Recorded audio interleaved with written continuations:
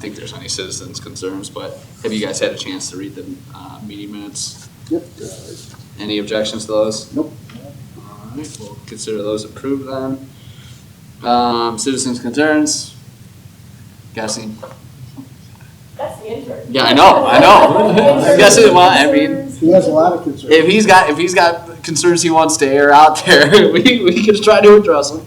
Corey, I sent him over to watch a pro se trial today. Finally doing a pro se trial. Oh, today. pro se traffic? Yes. That'll be good for you. I thought it was most educational. There you go. You get to basically the elements, why they're important. Established venue, all that good stuff. Let's go. We want to go over section 266 here, the proposed updates. So really, this is the last, promise, unless we made a mistake somewhere else. So, again, we're not asking for any consideration or recommendation today. Yeah. We just want to kind of give you an overview of what we're trying to accomplish with these last few ordinances.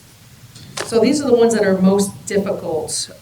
Some deal with compensation, some deals with what we used to have as nomenclature, the executive level, the senior administrative staff, support staff, because many of the benefits were predicated on those different classifications of employees.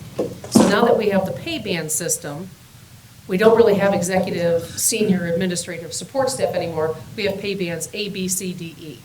So we were looking at how do we take the pay band structure that we like and then apply benefits to that pay band structure since we don't have the other structure anymore. So that's what we're trying to accommodate basically with this with these documents. So the first one does speak exactly to, the first one, we wanted to clean up the coverage of the personnel policy because we wanted to add in that we now have that handbook.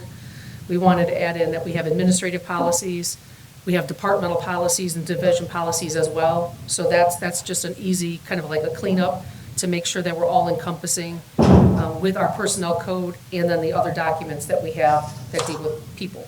When you say the first one, I think I'm following 26601. Yes. Yes. That's two. Dash 2. -2. 01-2. Should have been the first page. I think it's in one of my other stacks. There we go. Yep. Great. So that is more of a simple cleanup, an addition, to make sure that we're covering all of the documents that govern our people, our employees. So again, no action requested, just that way you have time to go through them for the next personnel committee meeting. And before we go on, Kevin, are you familiar with what we're doing with section 266 in particular? In regards to the pay band? Well, what we've been doing is basically going through the charter and cleaning it up. So the practice used to be that we'd have ordinances that covered employees that were part of the collective bargaining units, non-collective bargaining unit employees.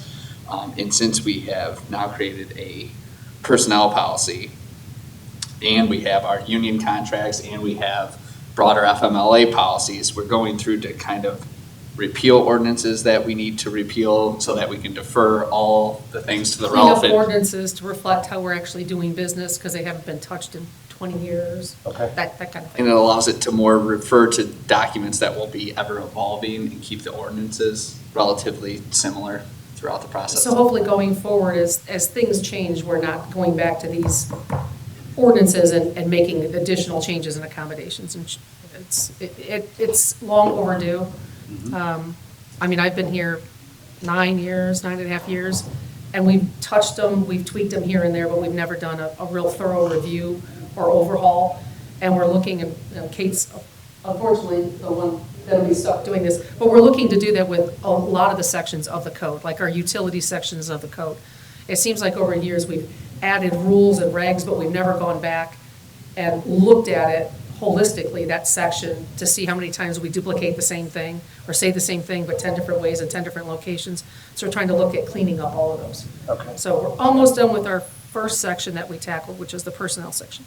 Yeah, so this is a continuation of that and hopefully the last. The last, like I said, the in last. our committee.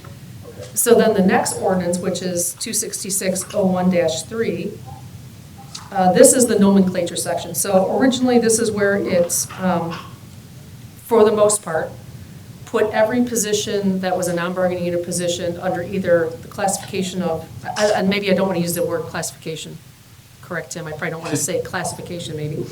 But under the designation of if they were executive staff, senior administrative staff, or support, special support staff. So now that we have the pay bands, we got to kind of throw out those four terms and bring in our pay bands A, B, C, D, E. So we're looking to eliminate almost all the verbiage that's currently there and replace it with the pay band language to be consistent with what our pay scale now looks like. And Bridget, have we, the bands, says as described in ordinance 266.15-2, have we done that already? It's all amazing me. I mean, where, I'm John Q. citizen, or I'm John Q. city council member, where do I go to find who's in A, B, C, D, and E? So in the ordinance that we passed last December? In the pay band ordinance, the actual assigned jobs to each pay band are in section 266.15-2. But we passed that already. Yes. We passed So that. that's a bad. Okay. And so that's just a cross-reference so that rather than duplicate it again and again, it just, so you can go to that section and see which jobs are in pay band A, pay band B, pay band C. And it was literally that one-page I don't chart. think it's on the Yeah, I computer remember yet, the chart, Cory. I just didn't remember if we put it into ordinance form. I'm just trying to Yes. see how this all fits together. And Councilman Coleman, it's not in the online version yet because they haven't updated. They update in March. Okay, She which said, makes sense. questioning that statement, but I think it's March. Okay. How often do they update? Right here? Okay. So we sent them. Is there a disclaimer on that website that says something to that effect? I know, but if you look, I know there's disclaimers There are on it. disclaimers. Yeah, there are disclaimers. yeah. And I know to look, your average person would know to look at like the end of the ordinance when it says last codified, and I know we've made changes. Yeah, And it hasn't been updated yet, but the average person would have to look at the disclaimer. okay. So these last sections, we needed to wait until that pay band structure was approved, so that's what we've been kind of tackling. So this then refers, makes the nomenclature now refer to pay band A, B, C, D, E. So then we get into some compensation issues. So under the next ordinance, which is .05-2, overtime for non-exempt staff members, we simply want to insert that those employees are in pay band E. That's our hourly, right? That's our hourly, non-bargaining unit employees. So that's a relatively minor adjustment. And then we come into like the next ones are a couple of the biggies. The ones that we needed to tackle were then vacation, deferred comp, and some insurance issues. So what we're looking to do, and I think I mentioned in the email I sent out to the committee, what we're looking to do is when we're going out to hire, posting a job, we want to make sure that we had, one, a flexible pay scale, which council blessed last year, and two, we want to make sure we can offer benefits commiserate with somebody that we might be getting from another governmental or quasi-governmental agency, to be able to bring them in with comparable benefits that they may have today. And everybody knows how important time off is to them and vacation is to them. In the language in the current code allows the mayor to give up to 2 weeks of vacation to an incoming employee, a non-bargaining unit employee. Then after that, if there is additional vacation time to be granted upon hiring, it would have to come back to city council, and it has to be based on, I think, like, similar years of experience in a PERS system or in the OPE and F system, or similar experience doing the same job in another jurisdiction. But unfortunately for us, in order to be able to do something like this, it's going to take an inordinate amount of time to go through the process to even make a job offer to somebody that we have, sitting there waiting to know if they're going to get a job offer. Because we have to go through this process and we have to understand how many years of service they may have that would be eligible to be able to bring the right number to you. So what we're looking to do in this ordinance is to create the ability to have the mayor waive that requirement that's in paragraph 1, and determine where any non-bargaining unit employee would be placed on the vacation schedule that's codified based on their years of service in OPERS or in another Ohio Public Employee Retirement System, and the years of experience substantially similar to the duties and responsibilities set forth in the employee's position description. So we've kind of talked about this before, how, like the last couple of years, Kevin, it's been difficult to hire top-level positions because you're essentially trying to take from another jurisdiction, essentially. And typically, those people are coming in, they already have 4 weeks of vacation somewhere, or they have 3 weeks of vacation somewhere. So it's really hard to convince them that this is the place they want to be, because they do lose a benefit, and it does take a while here to then regain the benefit that they've had for like the last 15 years because of the way our vacation schedule is structured, which is pretty much a high revised code, I think. Tim, isn't it? I think it's our vacation schedule, I think, is very standard. They're addressing the higher revised code. Yeah. Obviously, we would supersede. And I think ours pretty much mirrors that, like after 7 years, you can get. Yeah, I mean, it's very. That sounds about right. Cut and dry. So that's what we're kind of looking to achieve here, is that flexibility to make a nice package offer to a potential employee. But the substantive issue is you're taking away the requirement that there be concurrence of majority council. Yes, for anything over 2 weeks. Because you want to expedite, move quickly, but that's something we'll have to talk about. Yes, correct. But that's the goal we're trying to achieve. And maybe there's some happy medium, not sure, but that's our initial thoughts. It might be, maybe it's been sloppy, but it seems like we've worked around that in the past. And maybe there has been, and Kelly unfortunately is not here tonight, she's in sunny Florida, I think.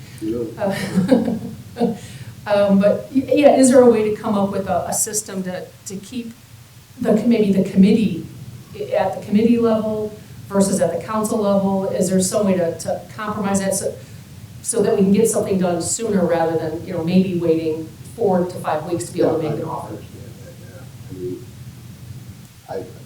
And I'm not sure how other jurisdictions do it. That's something between now and your next committee meeting is something that we want to look into the code sections of other neighboring jurisdictions to see if they have a easier way to do it.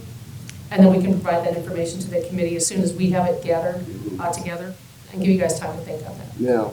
Yeah, that'd probably be helpful. I mean, I don't have a concern with this mayor, but I've known mayors and served with mayors that I'd be worried about this in terms of who would get recruited and what they'd be rewarded with.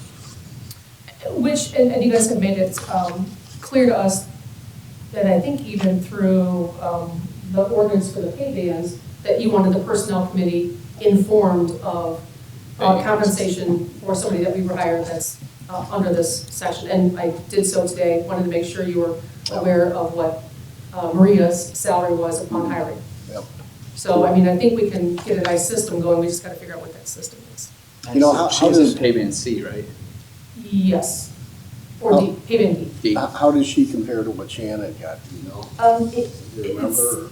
I can do a comparison, but I want to say it's a pretty similar hour, if you broke it down by hourly. Yeah, because Shannon was part-time, and Marie's full-time. But I think it's close to I think it might be the same or a little bit more than the hourly rate that Shannon was making. Okay. But she does come in with more experience than Shannon. Oh, sure, yeah. I mean, it looked good to me. The number looked fine. I didn't have any problem with it. So that's what we're trying to accomplish with the vacation. Okay. And then the next ordinance, which is 266.09-1C, subsection C, this is the life insurance, life and accidental death insurance that we have in our codified ordinances. And again, it refers to the 4 categories that we no longer call ourselves by. So we want to insert the pay bands, and what we did at the same time, since some of the people that were in senior administrative pay group before are kind of like in pay band B or C, and then it's not like a 1-for-1 because now we've expanded the number of categories. Where we had 4, we now have 5 or 6. So we were trying to match up as best we could what we were doing before with what we proposed. So that's why we come in with pay bands A and B, which in some ways kind of equate to the old executive, senior staff level, have that be at 110%, have pay band C be 105%, and that one's a mixture of both what used to be senior and what used to be administrative people in the old chart. Then pay band D, we had at 100%, and then pay band E, we would like to move up from 25,000 to 45,000. Is there, the only thing I was gonna, because I get the logic with 1 through 3, and I like the fact that those are not gonna require amendments in the future, basically, unless, and I think that's a great goal for all these ordinances. Is there a way we can make 4 similar to where it's just not a set amount that we have to come revisit? Is there some sort of scale we can? I would have to look to Amber. Amber, that's the one where it's just that flat amount of currently 25,000 for people that are special support staff. And maybe it's just And then starting at insurance, no, I don't know. 45,000 and prorating it with some sort of index. That for Having not Yeah. graduated. Some sort of national index that, you set it at that and then it computes through the years if you don't actually update it, that you tie the 45,000 to. No, I can look and I'm just see thinking of if there's something. Okay. some way where we can let this ordinance go die for a while Right. and not have to revisit Yeah, it. and I don't say the good thing, I mean, one thing to note is, our life insurance costs are minimal. Yeah, And we like to use this ordinance as little as possible. Right. yep, The goal is to not use this one. Goal is to not use this one. So, we can take a look and see if there's some sort of index I'm to, gonna tie it to. yeah, some logical thing to where it grows along with time. make sense. Then let's see, the 266.09-2B, which is the paid admin leave section. Kelly felt we were missing a little bit of language that she would like to insert in that section to make it clear that it was consecutive, if it's consecutive to any sick leave granted for FMLA reasons, that it's, I just found a typo there. Sorry. Then it's up to 30 days, or 38-hour shifts of accumulated unused sick pay Oh, I see. as parental bonding. Because our current language is not quite as clear.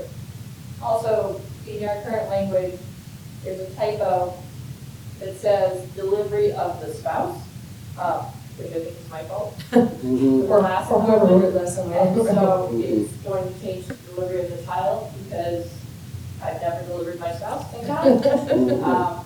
So we're fixing that typo too, sorry about that. Well, Kate, maybe you need to work on this sentence a little bit too. I mean, if maybe it's kind of that you're defining who the immediate family is. And then she says consecutive to any sick leave granted for medical reasons. I'm not even sure I understand what that means. Or does that, I think it ties into I'm trying to figure it do you out. go unused I- sick pay? Maybe? Yeah, I think it ties into the top part where you're on paid sick leave and then it's creating a consecutive provision. For FMLA, as we all know, and Tim, correct me if I get this wrong, Mhm. you are entitled to 12 weeks off. 6 weeks of that currently can be, if you have a child, can be paid because it's a medical leave under our sick medical leave reasons. We have not had a lot of children outside of our non-bargaining unit, so let me say that first in the city. Mhm. But this allows that the other 6 weeks can be paid for using paid sick time if it has been accumulated without requiring a doctor's note that the mother needs to be on sick leave. This also allows a spouse who is not the birth parent to take 6 weeks off for bonding. It does not have to be consecutive, but it could be consecutive if necessary. We can find a different way to say it if you want, but what we're trying to do is, what originally happened was, this was originally passed for paternity leave. Okay. And Didn't we're trying really to say make- that, It but- doesn't say that, but having looked at the last time the ordinance was passed, it was clear that this was originally, this additional, what was 15 8-hour shifts was for paternity leave. They were trying to give dads 15 8-hour shifts. Okay. But it's more common practice to give dads now 6 weeks paid leave For the spouse. for the spouse, Yeah. right, thank you, or the spouse, the non-birthing spouse, 6 weeks paid leave. Or in the instance of an adoption. Either, yeah. I just don't, yeah, I think the wording needs work on, because it just kind of dives into consecutive to any without We will work on that. a preamble into it. I made a note for us to get back together with Kelly when she returns. Along with the, looking at the life insurance and pegging that last one to an index. And then the last ordinance is 266.09-5. And this is the deferred compensation program that the city has for non-bargaining unit members. And again, it currently is based on whether you're an administrative staff member, a senior administrative, an executive staff member, or somebody that's specifically called out who's not actually in any of the 3 categories mentioned, such as the city inspector, executive secretary. So what we try to do to the best of our ability on this one got a little crazy. So we put in the pay band language, and then we try to the best of our ability lay out and capture as many people that are like in pay band A, B, and C, because some of those people that are now in pay band C used to be in the senior administrative staff category. So we were looking to keep that consistent. So we were looking at A, B, and C being at the 6%, which would be the old executive, senior administrative for the vast majority of those people. And then looking at pay band D at the 3%, a flat 3%, not being a match, if you will. And then having pay band E reflect what used to be the old administrative staff language. And we're certainly open to conversation and discussion. And what I may try to do is, I don't know if it would be helpful if I took the old, who was in what category, and show them the pay bands to kind of see the method to my madness. And like I said, this was a stab in the dark that we took. And if there's somebody who, for some reason, their job title is now in pay band D, but they were hired with 6%, obviously that would remain until that person were to leave the job. And then the next hire would be Reclassification. We would not It's grandfather. Penalize anybody. penalize. Because for anybody. instance, we know there's one person who had a position here, and then when their position changed, they were no longer in this category, but they were in this category, but we didn't reduce that benefit. And when that person retires in the next couple of years, then it would be at whatever the new chart says. Yeah, we wouldn't want to hurt anybody.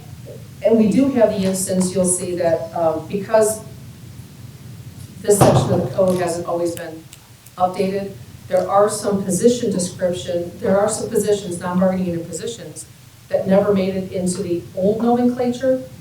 So there'd be a couple odd ducks you'll see when I do this. So we try to, again, that's why we're kind of using that pay band philosophy to try and clean all that up.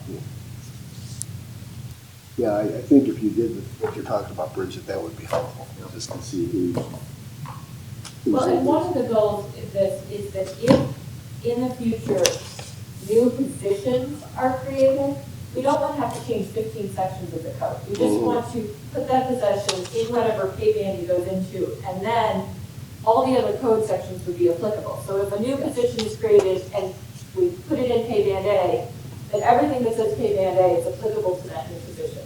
And we don't have to go through and do what has never been done, which is why this is all screwed up, which is find all the sections where that job then needs to get inserted.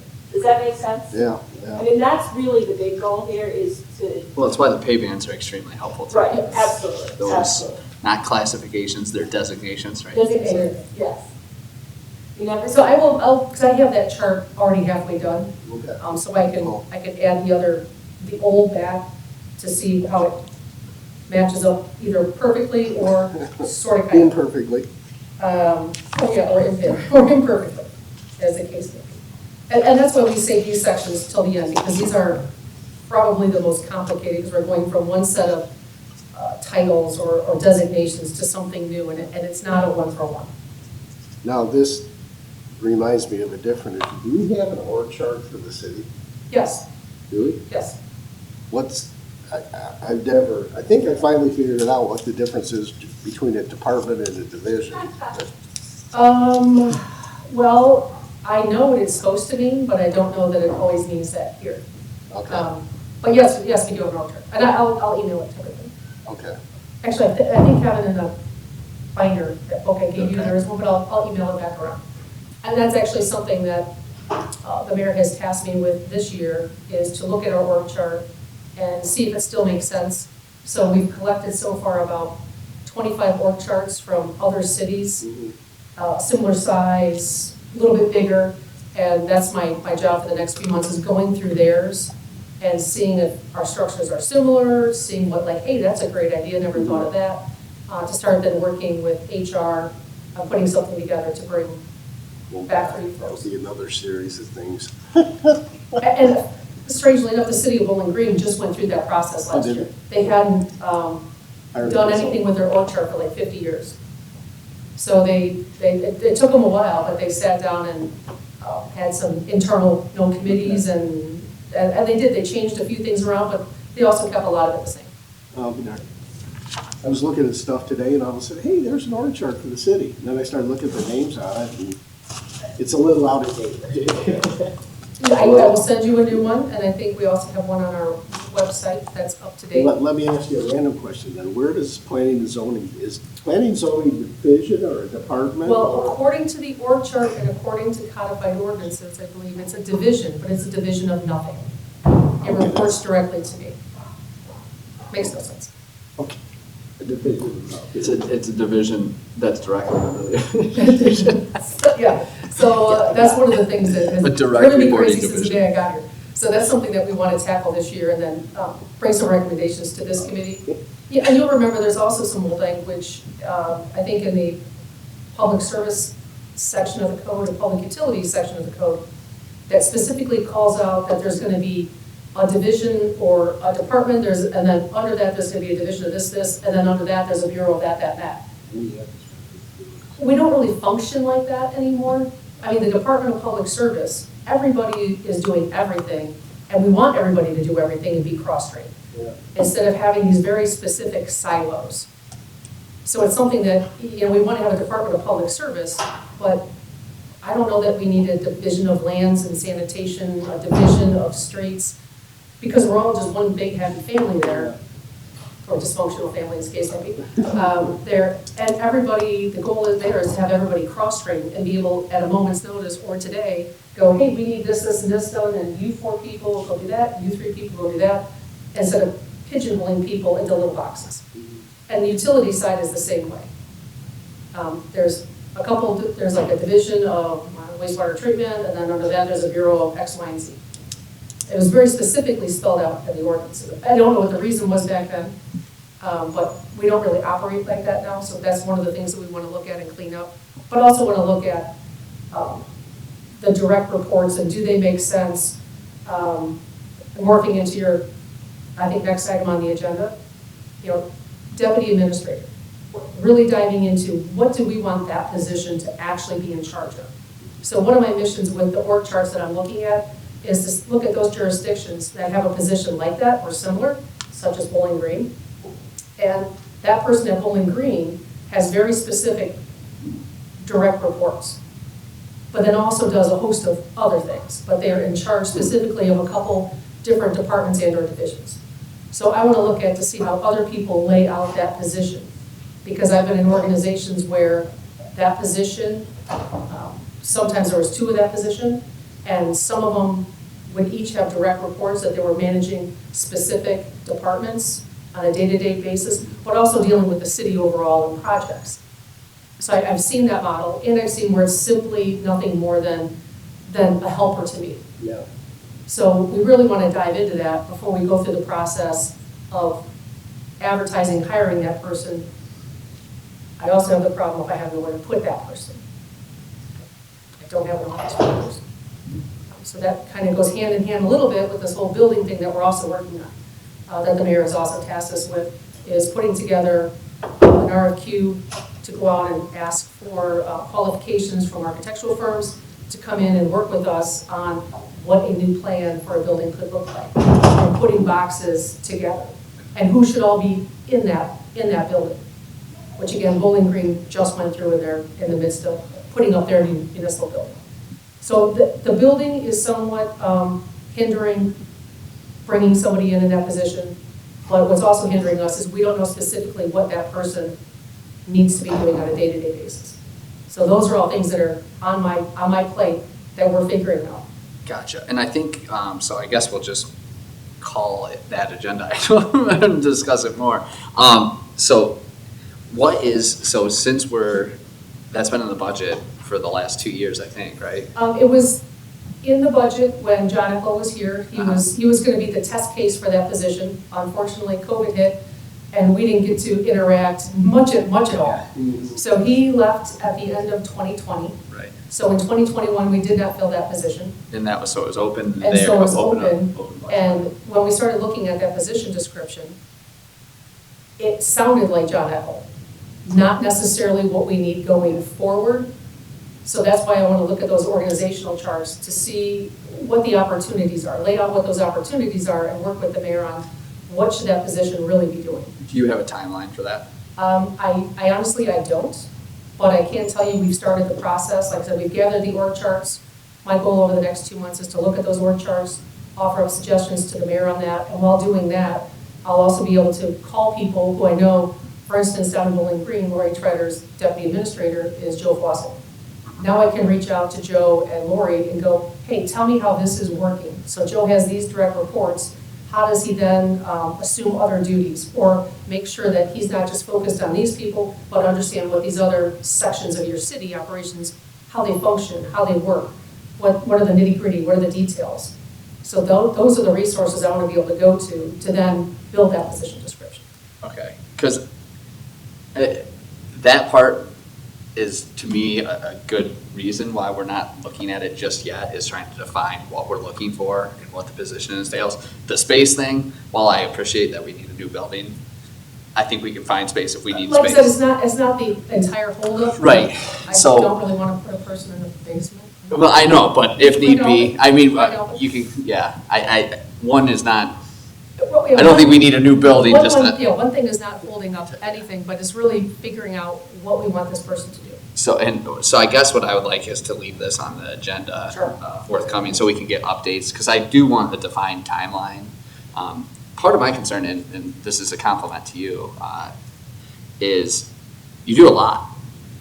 And so if something happens to you, You'll proverbially get hit by a bus. yeah, like I am afraid with what the logistics of that would look like, okay? And then also, we've had some things come up where there's been, it's, hey, well, Bridget is taking care of the engineer's position currently, or she's spread a little too thin to look into this Thank right God now. I don't do that anymore. Yeah, so that's come up, it's not a knock on the administration, but Right. it's a, hey, if we need someone to help Bridget out and be there in case something happens, that knows everything that goes into your job, because right now we don't require a full-time mayor, We don't require someone here to be an And that's- understudy to make That's sure. exactly why we requested that position Huh. when we did, because we know that we need assistance. That there is no doubt. Even though I'm like a detail freak and like to know everything, there does need to be somebody else in that position. Yeah. There does need to be. There needs to be someone that And knows it's what also you're. good for succession planning purposes. Yes. Yeah, that's good. Because when I got this position, I recall that the city at that time, you guys had gone out several times, I think, looking for somebody to fill that position. And I think John Alexander finally said, hey, drop dead date is this, you Yeah. guys have to figure it out. No, And there was nobody, I don't think anybody internally applied, I think you had some very several applications, but I don't know that the administration at that time liked any of the candidates, not sure. mhm. Because it was actually a whim that I applied, just because I happened to have worked for John Alexander before. Mhm. But yeah, we do need somebody in there for day-to-day work and for succession planning. So in my opinion, the city's almost too reliant on you. It's all And part of my plan. yeah. So knowing what going forward, identifying what that is, because I also want to get rid of some of the spreading thin to where everyone's focused on what they need to, so we can take on some of these extra projects, so I to would speak. say that the department heads, I mean, do Mhm. a lot of work. I mean, we are not top-heavy, which I think is, all the past councils did let that happen, which is not a bad thing. But now that we're growing so fast, we do need to make sure that we have a person in the number 2 positions that's qualified and that can, work their way up into that top position. So we're not, just left empty-handed. That was, we kicked this can down the road for so long, I can't believe it. When Maria Ermy said your chair is chair of personnel, I didn't even know when that was. She was personnel chair the year, 9 years ago. Okay. She was constantly, given her HR background, touting succession plans.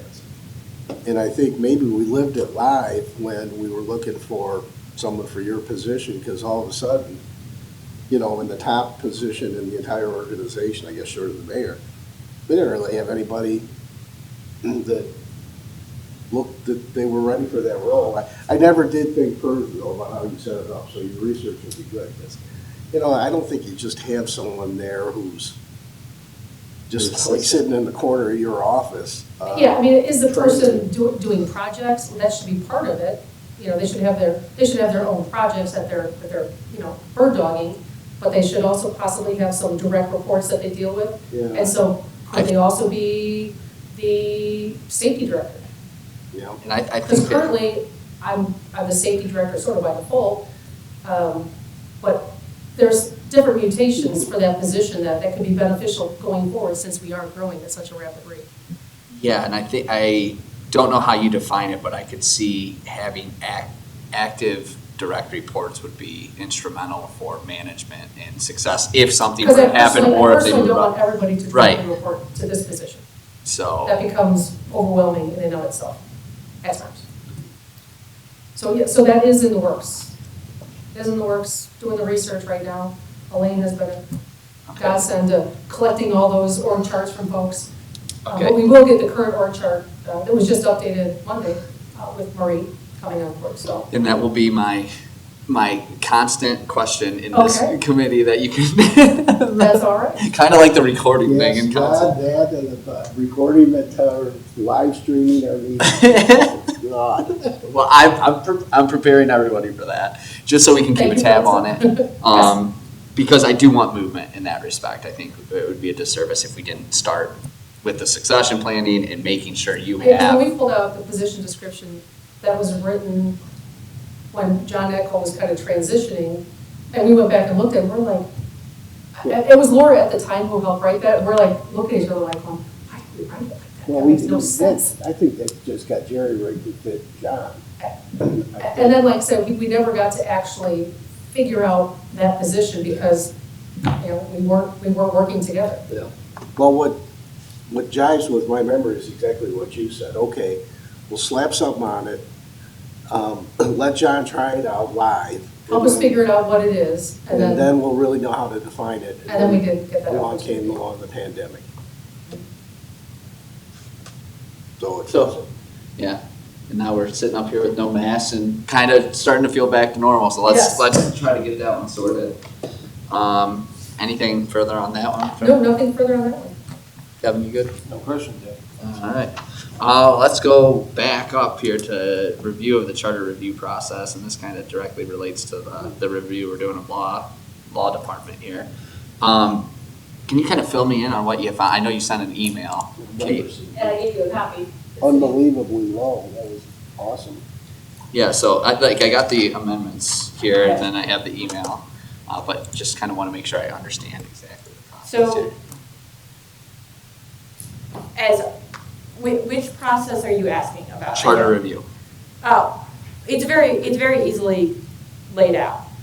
Charter review happens every 10 years for the city. I think you had one in 18. So at least, so we're Yeah, not out at of, least- At least every 10 years. I think you had one in 18. okay, You can amend the charter. City council has that ability. by As 5 I read it, and I'm going to look at Tim for this correction if I'm wrong, but it appears You better read that there has been one actual amendment to the charter outside of the charter review in the history of the city back in 1962, because there is only one number after this charter review section. And I understand that the charter has been changed every time. Something in the charter probably gets changed every review. Yeah. But those don't go under this amendment. Yeah. So I believe, as I'm looking at this, the charter has been amended once, November 6th of 1962, outside of a charter review process. I could be wrong. It's one of those things that if it wasn't documented properly, Yeah. but I would think that the charter stuff gets documented pretty closely and pretty carefully. When was the charter established? Do you know?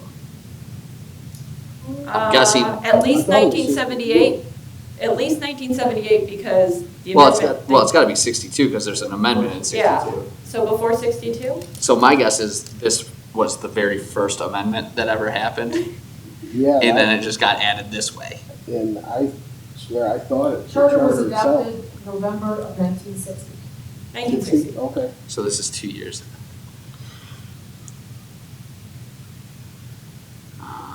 And obviously, charter reviews you wouldn't put as amendments because they're charter reviews. They're something different. Okay, so if I'm reading this, the way I understand it is we don't necessarily have to do the charter review process. No, you can We just have to amend do the that charter once if you every want. 10 years. Oh, okay. So Yeah, we don't, so say we wanted, as a council, to propose a charter review amendment at the general Not a election. review amendment, just a charter amendment. Or charter amendment, in November. We would need approval of 5 of 7 Yeah. as to the language we want to put on the ballot. Yes. Is that- Or the citizens petition. Okay, or the petition, but I imagine, okay. Do you know, Kate, off the top of your head, when you would have to do that? Yes, I do. I sent it in an email. What was the date? August 8th, I believe. By August 8th, and it'll cost somewhere between $500 and $1,000. Turns out, even years, less expensive than odd years, because there are state issues on the ballot, and evidently the cost of all of this gets sort of divvied out based on how much stuff is on your ballot. Yeah. So it would be more in an odd year than it is in an even year. So it actually, yeah. Fun fact. It makes sense for our off years to have charter, is for Yeah, cost yeah, you're right, efficiency. you're right. Which is kind of ironic. Okay, that's good to know. That means we go hog wild, be just like California. Change the charter, you know, different ways every other year. I mean, that would be the only thing that I would ask you all to consider. Your city council, you can do whatever you want, but the charter should be like the Constitution. It should be what we embrace and change as little as possible. And the ordinances should be where we make changes. So if you choose to amend a charter, I would just ask that it be for a very good reason if we're going to open Pandora's box, because not this council, to quote all of you, but a council in the future could then look back and say, well, they made this charter amendment for this, why can't we do it now for that? I just would ask that you be cautious about what that could entail, outside of a standard charter review. Gotcha. Yeah, that would have been my only concern. That's the way I've always, I guess, looked at the city charters. It seems to be more of a fixed document, right?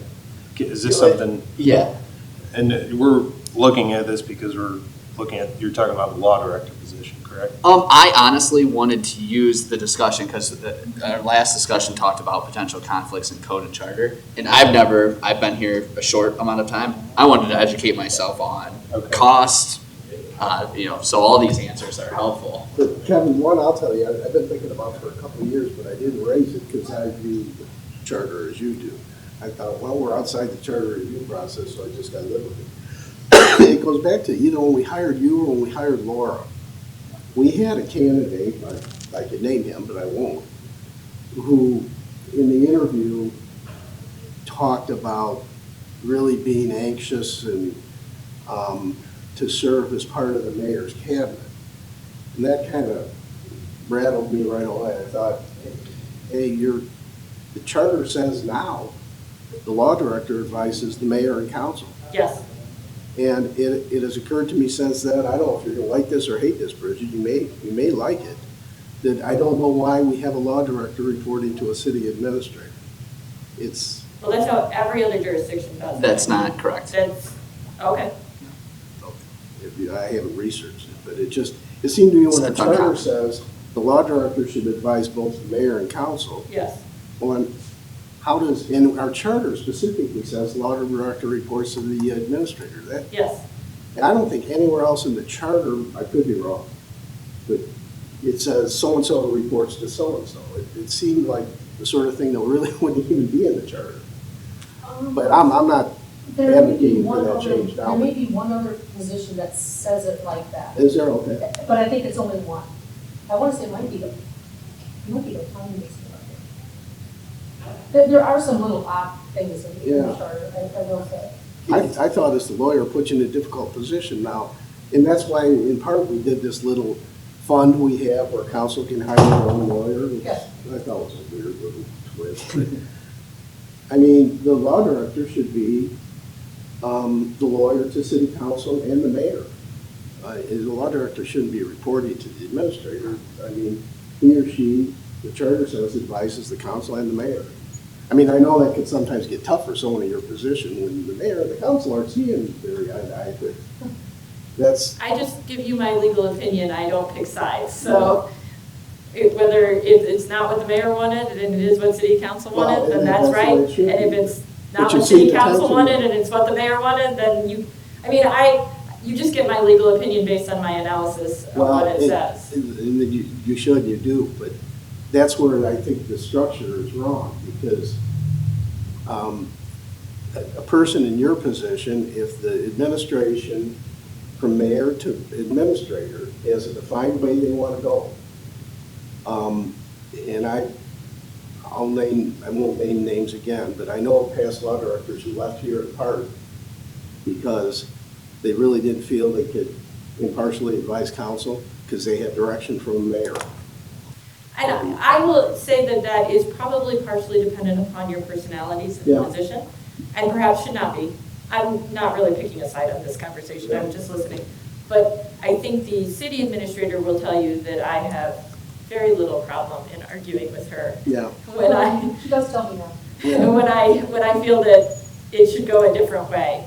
Well, and to use your own words, I think when we're talking about potential changes to the charter, it's more of a long-term. It's not to identify a certain issue right now. It's to me, and we've had a discussion about this, is as attorneys, if you're serving, that's a tough gig, serving counsel and serving in administration. And if your direct reporting is in a hierarchy is on one side, that's an apparent conflict to me, regardless of how well that person handles it. Over time, it's probably best that if they're serving council and they're serving the administration, it's the mayor and council who are over them. To me, that's the logical checks and balances, and looking at Bowling Green's charter in particular, I know they are set up that way, where it's mayor and council. So in fact, when I reached out to talk about the law director position, that was one of the oddities that was pointed out. So And so is that something, in this instance, would have to amend the charter then, if that was the case? Yeah, because that is in the charter. That's a provision in the charter for the definition of law director, I believe. And what's interesting, our charter does say that the director of service and director of safety reports to me, and law director, but when it calls out the director of finance, there's nothing in that section of the charter, it must have been repealed or something at some point in time. But it doesn't mention any of the positions. So it mentions 4 positions, 3 that speaks to reporting to me, 1 that doesn't say anything, so, Is that, I mean, that would be. and that's Amber's, the director Yes, of that's finance? So it's certainly something that, you know, Amber, let's make a mental note or start a charter review committee folder for the next time around that we could stick something in that, to be consistent or to bring up to the committee. And then, you know, because I think that's what Dave used to do is he used to keep track of little strange things. And then he would hand them over to the committee that council formed and that he would let them then kind of hash things out and then bring their recommendations. Yeah, learning what I've learned here, that I should have known before, I don't think you necessarily need to wait to 2028, which would be the next. It just says at least every 10 years, it doesn't mean that it can't be Well, sooner rather than I don't later. think you have to go through a charter review commission. Oh, sure. I think if 5 members of council support it, Then it can go to the elected. And I think those charter review commissions, they really aren't a very effective mechanism to address stuff like this. I mean, you gotta really get into the belly of the beast to understand some of what we're saying here and live these experiences. But I mean, it's a good thing. I'm glad we do it. It's a way to have citizen oversight of what this government is doing. But, you know, I was here, obviously, when we created that department with the director of law. And obviously, I was sitting here, I must have been asleep, when we said, in the charter, we're gonna say the director of law has to report to the administrator. But I almost swear that's at the time when John Alexander was here as a lawyer, and I wasn't thinking it through. I must have just said, oh, okay, well, yeah, John's a lawyer. Although in the corporate world, non-lawyers supervise lawyers all the time, so it's just, I think on some of this stuff, we need to, council may need to intervene, but I get the caution that both Kevin and Kate offer. You know, don't start thinking every year, well, what are you going to tinker with in the charter this year? Yeah, I think it's decent practice when we see an issue with a charter that kind of requires intimate knowledge of the workings of the structure. Yeah. It's not bad practice to potentially put those on ballots on even years or cost-effective years to address those issues. And then, you know, ultimately the people vote on it. Mm-hmm. You know, if they don't like it, they don't like it. But I think it's more wise to do that than wait for every 10-year Yeah. round. Now, I understand that even if we say we did that this year, where we put that up for, you know, we got council approval, we put that up, I would still read this to say that we still need to have a charter review committee within 10 years of the last charter review. Absolutely. Yeah, sure, Okay. that's required. So I don't think it would reset that clock. I don't think but- that resets the clock. Yeah, that doesn't say may, it says the council shall appoint. Well, it's gotta be, it's gotta happen. But it's good to educate myself on this, or thank you for the education on that process. That one was easy. Yeah, well, and I know I can look that up, but I think it's No, that's my job to it's look it good, up. it's good for the pricing of it in particular, knowing that it's cost effective, the intern did. No, Oh, She called. thanks, Amber. She has a close relationship with the elections. Yeah,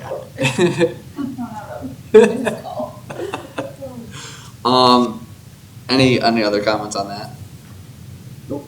I Okay. was just thinking, Bridget, when you do your org chart study, maybe you could, I can look at that to see if it's See what a you're box finding. that doesn't have a line to it. this, And I was just thinking about that, I was just trying to remember how long their past law director. Mommy isn't actually That's following their org chart right now, That's so probably not. I'm not sure that's Maybe our the pick. best. But yes, choice. I can do that as well. Yeah, I was thinking, I wanted to look at the city of Toledo, I don't know. I don't, I feel like Dale kind of reports to the mayor. I don't yeah, know, I've never thought even we had city manager form of government, that the law director reported to the city manager. But I'll take a look at that to see.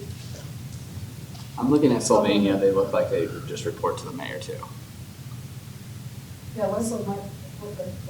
Yeah. I think she did, if I On remember day-to-day, correctly. But I want to say that, I can't remember her last name, Wongi, Yeah. I What think is her name? directly communicated with the mayor. Yeah, I think it's, that report to John. Yeah, that's what I thought. So I guess under the supervisory role that you would have over, or you do have currently, I would say, over the law director, with that, like, and I guess talking about the deputy administrator and bringing that individual on, and then we're trying to, I guess disperse some of the duties and things of that nature, would that maybe help alleviate, or I almost think it might embolden the law department in general and have it, I mean, I guess, more specific in terms of focus. supervision, I don't really supervise Kate. Yeah. I didn't supervise Laura, I didn't supervise Carleen or Matthew. I mean, 'cause they're in some sense still standalone. I mean, not just me, but everybody, all the departments go to this resource. But I mean, we are constantly talking about things. I mean, most things that we do in group settings anyways. yeah, I can't imagine it's like any formal supervisory process. No, I mean, That's kind of what So, well, She's the person I'd email if I'm sick, if that's helpful. Yeah. I mean, what's that?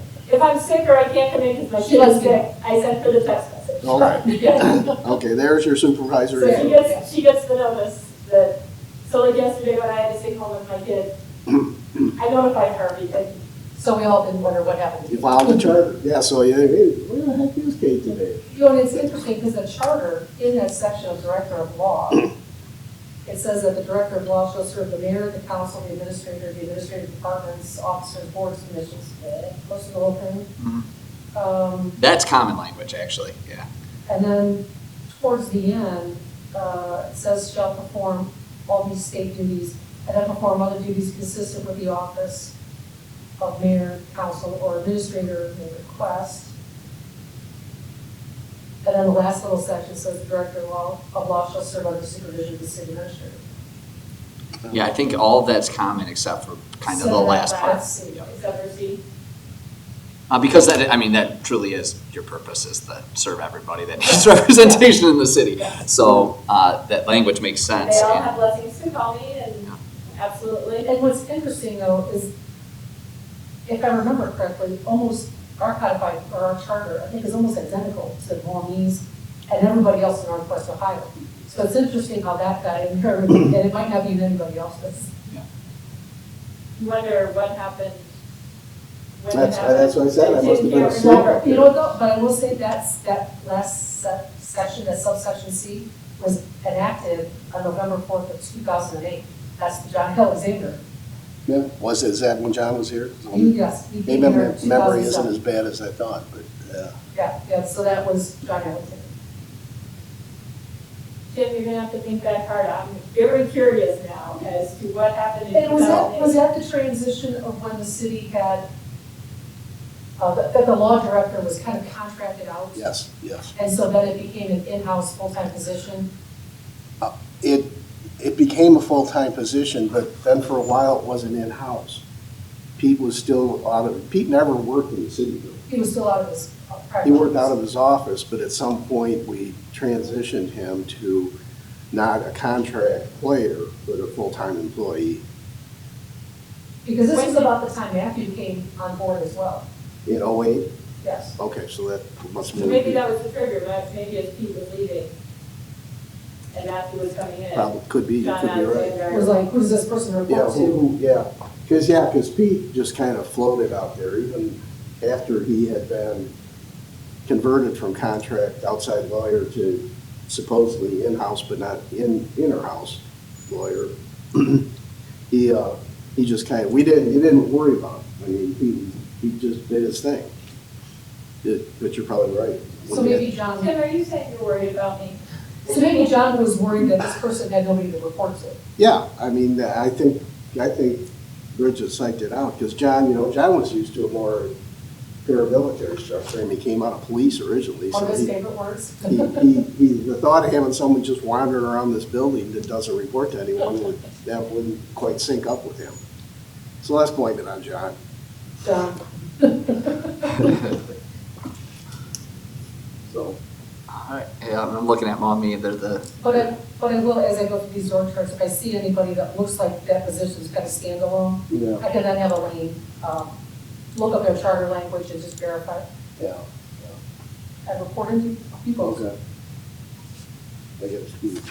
okay, I got, didn't think we were gonna act on this tonight. I know, I don't think that was not my intention, but I can let, I guess, this You want- committee, or, I don't even know what the appropriate step would be if we decided to put that up there, but I'm not prepared to have that conversation today. When you are prepared for that conversation, may I suggest, if you ever are, if you're not, you also have my blessing for that, but if you decide that that's a conversation, probably at this committee level, and then you would take it to council, and then, That's we need the supermajority. yeah, that's when you need the supermajority. Okay. So, just keep me informed. Mhm. We will, yeah, I'll do the same thing, I'll do kind of what I did.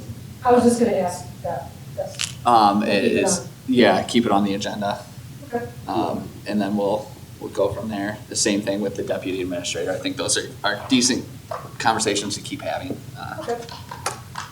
And then we'll plan on section 266 for next month, circling back and hopefully, And we'll Having make some of some changes to the language in the two and circle back. Yeah, that one sentence, that's all that. Yep. That's all. As well as- it just needs some preface to it of why the maybe even just start a new paragraph right there. Well, I don't know, that introductory clause, I can't tell, like you said, does Yep. it relate back to what came before, or does it relate to what comes after? Yeah, because the word consecutive at the beginning of a sentence is a little off. So, all right, We'll make some any other modifications and send them to you. business? All right, Then it any looks like objection on Chuck's adjourning? funeral